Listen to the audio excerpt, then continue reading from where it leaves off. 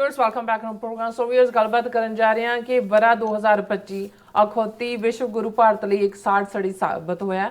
ਭਾਰਤ ਦਾ ਹਾਲ ਅਸਮਾਨ ਤੋਂ ਡੇਕੀ ਧਰਤੀ ਤੇ ਪਟਕਿਆ ਜਾਣ ਵਾਲਾ ਹੋਇਆ।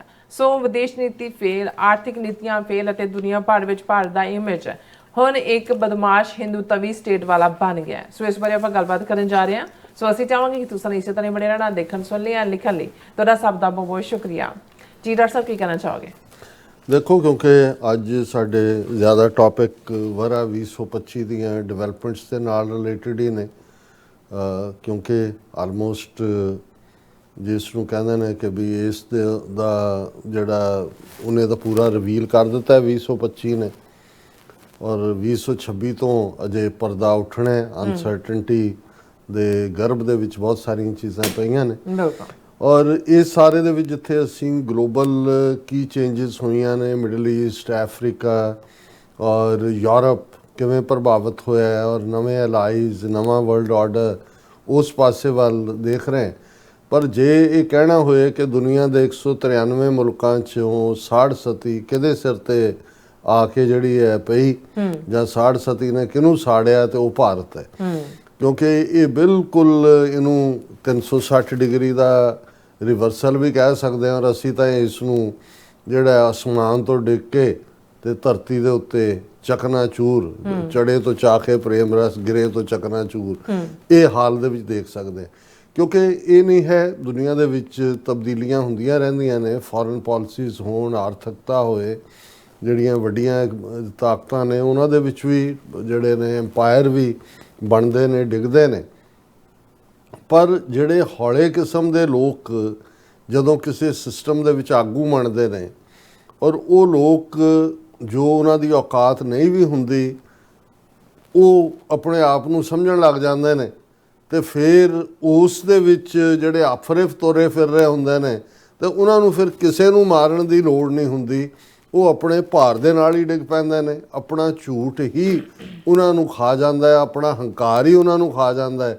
ਔਰ ਇਹੀ ਜਦੋਂ ਗੁਰੂ ਅਰਜਨ ਸਾਹਿਬ ਨੇ ਫਰਮਾਇਆ ਕਿ ਸੁਖੀ ਬਸੈ ਮਸਕੀਨੀਆਂ, ਆਪ ਨਿਵਾਰ ਤਲੇ, ਵੱਡੇ ਵੱਡੇ ਹੰਕਾਰੀਆ ਨਾਨਕ ਗਰਭ ਗਲੇ। ਇਹ ਇੰਡੀਵਿਜੂਅਲਸ ਦੇ ਉੱਤੇ ਵੀ ਹੈ ਕਿ, ਔਰ ਅਸੀਂ ਆਪਣੀ ਜ਼ਿੰਦਗੀ ਦੇ ਵਿੱਚ ਦੇਖਦੇ ਹੀ ਹਾਂ, ਰੋਜ਼ਮਰਾ ਦੀ ਜ਼ਿੰਦਗੀ 'ਚ ਵੀ ਦੇਖਦੇ ਹਾਂ ਕਿ ਇੱਕ ਜਿਹੜੇ ਨੇ ਉਹ ਭਾਰੇ ਭਕੁੰਨੇ ਹੁੰਦੇ ਨੇ, ਉਹ ਬੜਾ ਕੁਝ ਸਹਿ ਜਾਂਦੇ ਨੇ, ਉਹਨਾਂ ਦੇ ਕੋਲ ਵੀ ਬਹੁਤ ਕੁਝ ਹੁੰਦਾ ਹੈ, ਪਰ ਉਹਨਾਂ ਦੇ ਕੋਲ ਇੱਕ ਸੰਜਮ, ਇੱਕ ਡਿਸਪਲਿਨ, ਇੱਕ ਮਿਠਾਸ, ਇੱਕ ਨਿਮਰਤਾ। ਔਰ ਇਹ ਨਿਮਰਤਾ ਆਪਣੇ ਆਪ ਦੇ ਵਿੱਚ ਇੰਡੀਵਿਜੂਅਲਸ ਦੇ ਵਿੱਚ ਵੀ, ਔਰ ਜਿਹੜੀਆਂ ਗ੍ਰੇਸਫੁਲ ਪਾਵਰਸ ਹੁੰਦੀਆਂ ਉਹਨਾਂ ਦੇ ਵਿੱਚ ਵੀ ਜਿਹੜੀ ਆ ਉਹ ਵਿਜ਼ੀਬਲ ਹੁੰਦੀ ਆ। ਔਰ ਇਸ ਲਈ ਗੁਰੂ ਸਾਹਿਬ ਨੇ ਈਵਨ ਇੰਡੀਵਿਜੂਅਲ ਕਰੈਕਟਰਿਸਟਿਕਸ ਦੇ ਵਿੱਚ ਵੀ ਇਹ ਬਿਆਨਿਆ ਕਿ ਆਪਸ ਕਹੋ ਜੋ ਜਾਣੇ ਨੀਚਾ, ਸੋ ਗਨੀਏ ਸਭ ਤੇ ਉੱਚਾ। ਹਿਊਮਿਲਿਟੀ, ਜਿਹਦੇ ਕੋਲ ਹਿਊਮਿਲਿਟੀ ਹੈ ਉਹ ਸਮਝੋ ਸਭ ਤੋਂ ਵੱਡਾ।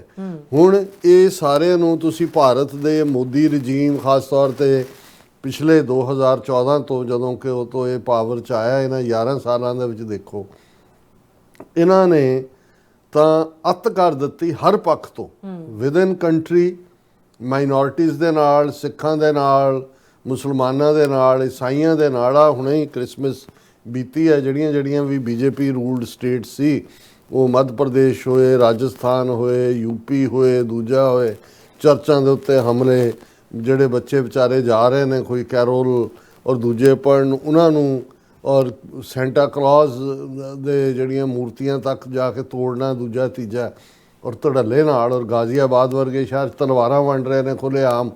ਔਰ RSS ਦੇ ਉੱਤੇ ਇੱਕ ਪੂਰਾ 2 ਦਿਨ ਪਹਿਲਾਂ ਹੀ front page article New York Times ਨੇ ਕੀਤਾ, ਔਰ ਉਹਨਾਂ ਨੇ ਕਿਹਾ ਵੀ ਕਿਵੇਂ ਨਾਜ਼ੀਜ਼ਮ ਔਰ ਫਾਸ਼ਿਜ਼ਮ, ਮੁਸੋਲਿਨੀ ਦਾ, ਇਹ ਇਹਨਾਂ ਦੇ ਆਈਡੀਅਲ ਨੇ।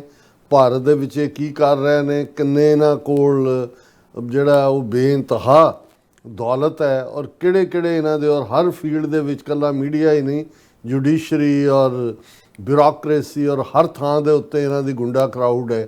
ਇਹ ਨਿਊਯਾਰਕ ਟਾਈਮਸ ਦੀ ਫਰੰਟ ਪੇਜ ਸਟੋਰੀ ਹੈ ਇਹ ਸਾਰੇ ਦੇ ਉੱਤੇ, ਕਿ ਭਾਈ ਉੱਥੇ ਚੱਲ ਕੀ ਰਿਹਾ। ਸਾਡੇ ਲਈ ਕੋਈ ਨਵਾਂ ਨਹੀਂ ਹੈ, ਬਹੁਤਿਆਂ ਨੂੰ ਲੱਗਦਾ ਅੱਛਾ ਇਹ ਹੋ ਰਿਹਾ। ਔਰ ਇਹ ਸਾਰੇ ਦੇ ਨੂੰ ਜਦੋਂ ਅਸੀਂ ਦੇਖਦੇ ਹਾਂ ਕਿ ਇਸ ਸਭ ਦੇ ਬਾਵਜੂਦ, ਕਿਉਂਕਿ ਜਿਵੇਂ ਅਸੀਂ ਕਿਹਾ ਕਿ ਪ੍ਰੈਜ਼ੀਡੈਂਟ ਟਰੰਪ ਦੀ ਪਹਿਲੀ ਟਰਮ ਵੇਲੇ ਟਰੰਪ ਬਹੁਤ ਜ਼ਿਆਦਾ ਉਲਾਰ ਸੀ ਔਰ ਉਹਦੇ 'ਚ ਇਕੱਲਾ ਟਰੰਪ ਦਾ ਕਸੂਰ ਨਹੀਂ ਸੀ। ਲਗਭਗ 25 ਸਾਲ ਪਹਿਲਾਂ ਜਿਹੜੀ ਅਮਰੀਕਾ ਨੇ ਪ੍ਰੋ ਇੰਡੀਆ ਲਾਈਨ ਲਈ ਕਿ ਉਹਨਾਂ ਨੇ ਇੰਡੀਆ ਨੂੰ ਡਿਵੈਲਪ ਕਰਨਾ ਐਜ਼ ਏ ਬੁਲਵਾਕ ਅਗੇਂਸਟ ਚਾਈਨਾ, ਉਹਦੀ ਨੀਤੀ ਦਾ ਇਹ ਹਿੱਸਾ ਸੀ ਕਿ ਜੂਨੀਅਰ ਬੁਸ਼ ਦੀਆਂ ਦੋਨੋਂ ਟਰਮਸ ਹੋਣ, ਓਬਾਮਾ ਦੀਆਂ ਦੋਨੋਂ ਟਰਮਸ ਹੋਣ ਔਰ ਫਿਰ ਟਰੰਪ ਦੀ ਟਰਮ ਹੋਏ ਜਾਂ ਬਾਈਡਨ ਦੀ ਟਰਮ ਹੋਏ। ਲਗਭਗ 25 ਸਾਲ ਇੰਡੀਆ ਨੂੰ, ਇਹਦੇ ਬਾਵਜੂਦ ਕਿ ਉਹਨਾਂ ਨੂੰ ਪਤਾ ਸੀ ਵੀ ਵਿਦਨ ਇੰਡੀਆ ਕੀ ਕਰ ਰਹੇ ਨੇ, ਮਾਈਨੋਰਟੀਜ਼ ਨਾਲ ਕੀ ਕਰ ਰਹੇ ਨੇ, US ਸਰਫ ਦੀਆਂ ਰਿਪੋਰਟਾਂ ਲਗਾਤਾਰਤਾ ਨਾਲ ਇਹ ਰਿਕਮੈਂਡ ਕਰ ਰਹੀਆਂ ਸੀ ਕਿ ਇੰਡੀਆ ਨੂੰ ਕੰਟਰੀ ਆਫ ਕੰਸਰਨ ਐਲਾਨਿਆ ਜਾਏ। ਲੇਕਿਨ ਇਸ ਸਭ ਦੇ ਬਾਵਜੂਦ ਅਮਰੀਕਾ ਸੌਫਟ ਸੀ ਕਿ ਵੀ ਚਾਈਨਾ ਦੇ ਅਗੇਂਸਟ ਹਨ। ਉਹ ਅਮਰੀਕਾ ਨੇ ਦੇਖ ਲਿਆ। ਇੱਕ ਤਾਂ ਗਲਵਾਨ ਵੈਲੀ 'ਚ ਟਕਰਾਅ ਦੌਰਾਨ ਮਿਲਟਰੀ ਪ੍ਰੋਸੈਸ ਦੇਖ ਲਈ, ਫਿਰ ਟਰੰਪ ਜਿਹੜਾ ਕਿ ਜਿਹਨੇ ਦੇਖਿਆ ਕਿ ਵੀ ਇਹ ਤਾਂ ਕਿੰਨੇ ਖੁਦਗਰਜ਼ ਕਿਸਮ ਦੇ ਲੋਕ ਨੇ, ਝੂਠੇ H1B ਵੀ 72% ਆ ਗਏ ਨੇ ਇੱਥੇ ਔਰ ਦੂਜੇ ਵੱਡੇ ਵੱਡੇ ਸਕੈਮ ਕਰ ਰਹੇ ਨੇ ਔਰ ਦੂਜੇ ਅਮਰੀਕਾ ਨੂੰ ਅੱਖਾਂ ਦਿਖਾ ਰਹੇ ਨੇ। ਔਰ ਯੂਕਰੇਨ ਵਾਰ ਦੇ ਚੱਲਦੇ ਆ, ਜੇ ਪਹਿਲਾਂ $2 ਬਿਲੀਅਨ ਦਾ ਆਇਲ ਲੈਂਦੇ ਸੀ ਤਾਂ 35 ਬਿਲੀਅਨ ਦਾ ਰਸ਼ੀਆ ਤੋਂ ਲਿਆ, ਸੈਕੰਡ ਲਾਰਜੈਸਟ ਬਾਇਰ ਬਣ ਗਏ। ਔਰ ਜਦੋਂ ਉਹਨਾਂ ਨੂੰ ਕਿਹਾ ਤੇ ਇਹਨਾਂ ਨੂੰ ਧਮਕਾਉਣ ਲੱਗ ਗਿਆ ਕਿ ਜੀ ਅਸੀਂ ਸਟ੍ਰੈਟੇਜਿਕਲੀ ਇੰਡੀਪੈਂਡੈਂਟ ਹੈ। ਸੋ ਕੁੱਲ ਮਿਲਾ ਕੇ ਜੇ ਕਹਿਣਾ ਹੋਏ ਕਿ 2025 ਦੀ ਸਾੜ ਸਤੀ ਭਾਰਤ ਦੇ ਉੱਤੇ ਹੀ ਆ ਕੇ ਡਿੱਗੀ ਹੈ, ਸਾੜ ਕੇ ਰੱਖਤਾ ਭਾਰਤ ਨੂੰ। ਸੋ ਕਾਲਡ ਵਿਸ਼ਵ ਗੁਰੂ ਜਿਹੜਾ ਉਹ ਥੱਲੇ ਡਿੱਗਿਆ, ਆਈਸੋਲੇਟ ਹੋਇਆ। ਫਿਰ ਅਮਰੀਕਾ ਨੇ ਛਿੜਕਿਆ, ਭੱਜੇ ਉੱਥੇ ਚਾਈਨਾ ਗਿਆ ਜਾਂ ਦੂਜੇ ਚਾਈਨਾ ਨੇ ਪਿਛਲੇ ਹਫਤੇ ਵੀ ਕਿਹਾ ਕਿ ਜੀ ਇਹ ਜਿਹੜਾ ਸੋ ਕਾਲਡ ਇਹਨਾਂ ਦਾ ਅਰੁਣਾਚਲ ਹੈ ਸਾਡਾ ਜੰਗਮ, ਕਿ ਕੀ ਉਹਨਾਂ ਦਾ ਚਾਈਨੀਜ਼ ਜਿਹੜਾ ਉਹ ਲਫ਼ਜ਼ ਹੈ, ਇਹ ਸਾਡਾ ਫਲਾਣਾ ਏਰੀਆ। 52 ਥਾਵਾਂ ਦੇ ਨਾਂ ਉਹਨਾਂ ਨੇ ਚਾਈਨੀਜ਼ ਲੈਂਗੁਏਜ ਦੇ ਵਿੱਚ ਜਿਹੜੇ ਨੇ ਉਸ 'ਤੇ ਰੱਖੇ ਨੇ। ਸੋ ਉਸ ਪਾਸਿਓਂ ਵੀ ਰਸ਼ੀਆ ਤਾਂ ਪਹਿਲਾਂ ਹੀ ਚੀਨ ਦਾ ਛੋਟਾ ਭਰਾ ਬਣਿਆ ਹੋਇਆ। ਸੋ ਇਹ ਤਾਂ ਆਪਣੇ ਆਪ ਦੇ ਵਿੱਚ ਹੈ ਹੀ ਸੀ, ਪਰ ਜਿਹੜੀ ਸਭ ਤੋਂ ਜ਼ਿਆਦਾ ਭਾਰਤ ਦੇ ਲਈ ਹਿਊਮਿਲੀਏਸ਼ਨ ਵਾਲੀ ਲਾਈਨ ਹੋਈ, ਇਹਨਾਂ ਨੇ 22 ਅਪ੍ਰੈਲ ਨੂੰ ਇਸ ਵਰੇ ਦੇ ਵਿੱਚ ਹੀ ਫਾਲਸ ਫਲੈਗ ਆਪਰੇਸ਼ਨ ਪਹਿਲਗਾਮ ਦੇ ਵਿੱਚ ਕੀਤਾ, ਜਿਵੇਂ ਉਸ ਤੋਂ ਪਹਿਲਾਂ ਪੁਲਵਾਮਾ ਦੇ ਵਿੱਚ ਕੀਤਾ ਸੀ। ਨਤੀਜੇ ਦੇ ਤੌਰ ਤੇ ਫਾਲਸ ਫਲੈਗ ਦਾ ਮਤਲਬ ਸੀ ਵੀ ਪਾਕਿਸਤਾਨ ਤੇ ਹਮਲਾ ਕਰਕੇ ਇਹ ਆਪਣੇ ਲੋਕ ਜਿਹੜੀ ਇਹਨਾਂ ਦੀ ਫੇਲਿਓਰ ਹੈ ਉਹਨੂੰ ਜਿਹੜਾ ਉਹ ਬਦਲਣਾ ਚਾਹੁੰਦੇ ਸੀ, ਕਿਉਂਕਿ ਅਮਰੀਕਾ ਵਾਰ-ਵਾਰ ਟਰੰਪ ਜਿਹੜਾ ਉਹ ਇਹਨਾਂ ਦੀ ਬਾਂਹ ਮਰੋੜ ਰਿਹਾ ਸੀ। ਲੇਕਿਨ ਹੋਇਆ ਇਹ ਨਰ ਚਾਹਤ ਕਾ ਛੌਰ ਔਰ ਹੈ ਕਿ ਔਰ ਹੈ ਬਈ 4 ਰੋਜ਼ਾ 7, 8, 9, 10 ਮਈ ਨੂੰ ਮਿਜ਼ਾਈਲ ਡਰੋਨ ਵਾਰਫੇਅਰ ਦੇ ਵਿੱਚ ਆਪਣੇ 6-7 ਜਹਾਜ਼ ਵੀ ਡਗਵਾਏ, ਸਾਰੀ 에ਅਰਫੋਰਸ ਗਰਾਊਂਡਡ ਹੋਈ, ਘਬਰਾਏ। ਅਮਰੀਕਾ ਦੀ ਇੰਟਰਵੈਂਸ਼ਨ, ਹੁਣ ਤਾਂ ਇਹ ਵੀ ਆ ਗਿਆ ਵੀ ਚਾਈਨਾ ਨੇ ਵੀ ਕਿਹਾ ਵੀ ਅਸੀਂ ਵੀ ਇੰਟਰਵੀਨ ਕੀਤਾ ਹੈ। ਹਾਲਾਂ ਉਦੋਂ ਇਹਨਾਂ ਦਾ ਜਨਰਲ ਕਹਿ ਰਹੇ ਸੀ ਅਸੀਂ ਇੱਕੋ ਵੇਲੇ 3 ਮੁਲਕਾਂ ਦੇ ਨਾਲ ਲੜੇ ਹਾਂ, ਪਾਕਿਸਤਾਨ, ਚਾਈਨਾ ਔਰ ਤੁਰਕੀ, ਜਿਹੜਾ ਟਰਕੀ ਦਾ ਨਵਾਂ ਨਾਂ ਹੈ। ਔਰ ਇਸ ਸਾਰੇ ਤੋਂ ਬਾਅਦ ਭਾਰਤ ਜਿਹੜਾ ਹੈ ਉਸ ਦਾ ਵਕਾਰ ਮਿਲੀਟੈਰਲੀ ਵੀ, ਫਿਰ ਉਹਨਾਂ ਨੂੰ ਲੱਗਾ ਵੀ ਅਸੀਂ ਆਪਣਾ ਝੂਠ ਵੇਚੀਏ। 60 ਦੇ ਕਰੀਬ ਉਹਨਾਂ ਨੇ ਮੈਂਬਰ ਪਾਰਲੀਮੈਂਟ ਔਰ ਸਾਬਕਾ ਜਿਹੜੇ ਕੁਝ ਬਿਊਰੋਕਰੈਟ ਸੀ ਉਹ 40 ਦੇ ਕਰੀਬ ਮੁਲਕਾਂ ਦੇ ਵਿੱਚ ਭੇਜੇ ਆਪਣਾ ਵਰਜਨ ਵੇਚਣ ਦੇ ਲਈ, ਲੇਕਿਨ ਕਿਸੇ ਨੇ ਇੰਡੀਆ ਦਾ ਵਰਜਨ ਬਾਏ ਨਹੀਂ ਕੀਤਾ।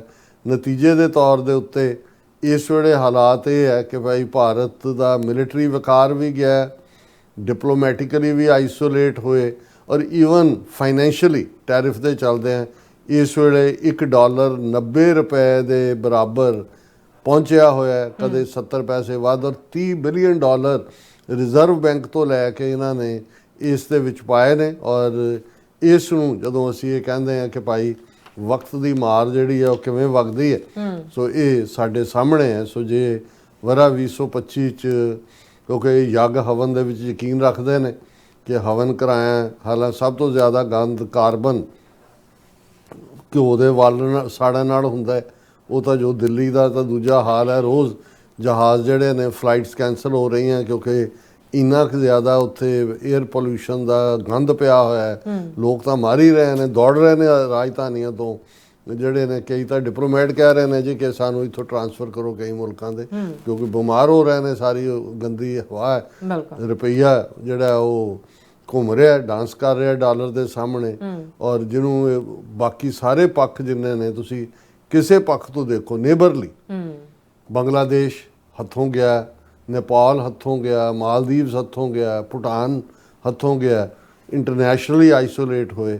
ਸੋ ਇਹਨਾਂ ਨੂੰ ਚਾਹੀਦਾ ਹੈ ਕਿ ਆਪਣੇ ਯੱਗ ਹਵਨ ਜਿੰਨੇ ਵੀ ਦੇਵਤੇ ਨੇ ਸਣੇ ਇੰਦਰ ਦੇ, ਕਿਉਂਕਿ ਜਿੰਨੀ ਵੱਡੀ ਸਾੜ ਸਤੀ ਹੈ, ਇਹ ਜਿਹੜਾ ਦੇਵਤਿਆਂ ਦਾ ਬਾਦਸ਼ਾਹ ਹੈ ਇੰਦਰ ਬਦਮਾਸ਼, ਉਹਦੀ ਇੰਟਰਵੈਂਸ਼ਨ ਤੋਂ ਬਿਨਾਂ ਕੰਮ ਬਣਨਾ ਨਹੀਂ। ਕਿਉਂਕਿ ਮੋਦੀ ਤਾਂ ਖੁਦ ਵੀ ਹੁਣ ਕਹਿਣ ਲੱਗ ਗਿਆ ਸੀ ਮਾਂ ਦੇ ਮਰਨ ਤੋਂ ਬਾਅਦ, ਕਹਿੰਦਾ ਮੈਨੂੰ ਲੱਗਦਾ ਵੀ ਮੈਂ ਬਾਇਓਲੋਜੀਕਲੀ ਪੈਦਾ ਨਹੀਂ ਹੋਇਆ, ਮੈਂ ਸਿੱਧਾ ਹੀ ਹਾਂ। ਜਿਵੇਂ ਉਹ ਰਾਮ ਮੰਦਿਰ 'ਚ ਜਾ ਕੇ ਖੁਦ ਹੀ ਵਿਸ਼ਨੂੰ ਦਾ ਅਵਤਾਰ ਬਣਿਆ ਹੁੰਦਾ, ਪਰ ਐਨ ਟਰੰਪ ਦਾ ਨਾਂ ਸੁਣਦਿਆਂ ਜਿਹੜਾ ਉਹ ਭੱਜ ਜਾਂਦਾ, ਜਿਹਨੂੰ ਪਤਾ ਹੋਏ ਵੀ ਟਰੰਪ ਆ ਰਿਹਾ ਇਸ ਉਹ ਤਾਂ ਕਹਿੰਦਾ ਮੈਂ ਨਹੀਂ ਜਾਣਾ ਹੈ। ਸੋ ਅਸੀਂ ਤਾਂ ਉਹਨਾਂ ਨੂੰ ਇਹ ਰਾਏ ਹੀ ਦੇ ਸਕਦੇ ਹਾਂ, ਬਾਕੀ ਤਾਂ ਉਹਨਾਂ ਦੇ ਕੋਲ ਵੱਡੇ ਵੱਡੇ ਜੋਤਸ਼ੀ ਨੇ, ਬੜੇ ਬੜੇ ਮੰਤਰ ਨੇ ਉਹਨਾਂ ਦੇ, ਵੱਡੇ ਵੱਡੇ ਉਹਨਾਂ ਦੇ ਮੰਤਰਾਂ ਦੇ ਨਾਲ ਉਹ ਕ੍ਰਿਸ਼ਮੇ ਉਹਨਾਂ ਦੇ ਆਵਾਜ਼ ਉਡਾ ਦਿੰਦੇ ਨੇ, ਪਹਾੜ ਉਡਾ ਕੇ ਲੈ ਜਾਂਦੇ ਨੇ, ਹਾਥੀ ਨੂੰ ਜਿਹੜਾ ਉਹ ਸਪੇਸ ਦੇ ਵਿੱਚ ਭੀਮ ਚੰਦ ਵਰਗੇ ਸੁੱਟ ਸਕਦੇ। ਜਿੱਥੇ ਇੰਨੀ ਸਾਇੰਸ ਹੈ ਉੱਥੇ ਟਰੰਪ ਜਾਂ ਵਿਦੇਸ਼ ਪਾਲਿਸੀ ਕੀ ਹੈ, ਕੋਈ ਵੱਡਾ ਹਵਨ ਕਰਨ, ਤੇ ਜੇ ਕੋਈ ਨਹੀਂ ਹੁੰਦਾ ਹਵਨ ਕਰਨ ਦਾ ਐਂਡ ਤੱਕ ਵੀ ਕੁਝ ਨਹੀਂ ਨਿਕਲਦਾ, ਫਿਰ ਇਹਨਾਂ ਦੀ ਬਲੀ ਦੇ ਦੇਣ ਮੋਦੀ ਤੇ ਅਮਿਤ ਸ਼ਾਹ ਤੇ ਇਹਨਾਂ ਨੂੰ, ਜਿਹੜਾ ਨਰ ਬਲੀ ਵੀ ਦੇਵੀ ਦੇਵ ਹੋ ਸਕਦਾ, ਦੇਵੀ ਦੇਵਾ ਤਾਂ ਹੀ ਐਡਾ ਡਿਵਾਈਨ ਬੰਦਾ ਹੈ ਜਿਹਦੀ ਬਲੀ ਦੇ ਨਾਲ ਜਿਹੜਾ ਵਿਸ਼ਨੂੰ ਭਗਵਾਨ ਖੁਸ਼ ਹੋ ਜਾਏਗਾ। ਪਰ ਇਸ ਕੋਈ ਸ਼ੱਕ ਨਹੀਂ ਕਿ ਜੇ ਸਾੜ ਸਤੀ ਕਿਸੇ ਤੇ 2025 ਦੇ ਵਿੱਚ ਚੰਬੜੀ ਤੇ ਉਹ ਭਾਰਤ ਮੁਲਕ ਹੈ। ਜੀ ਰਾਜ ਸਾਹਿਬ ਤੁਹਾਡਾ ਬਹੁਤ ਬਹੁਤ ਸ਼ੁਕਰੀਆ। ਸਾਥ ਲੈਣੇ ਬ੍ਰੇਕ ਵਿਊਅਰਸ ਦੋਸਤਾਂ ਇਸੇ ਤਰ੍ਹਾਂ ਬਣੇ ਰਹਿਣਾ, ਮਿਲਦੇ ਹਾਂ ਛੋਟੇ ਜਿਹੇ ਬ੍ਰੇਕ ਤੋਂ ਬਾਅਦ।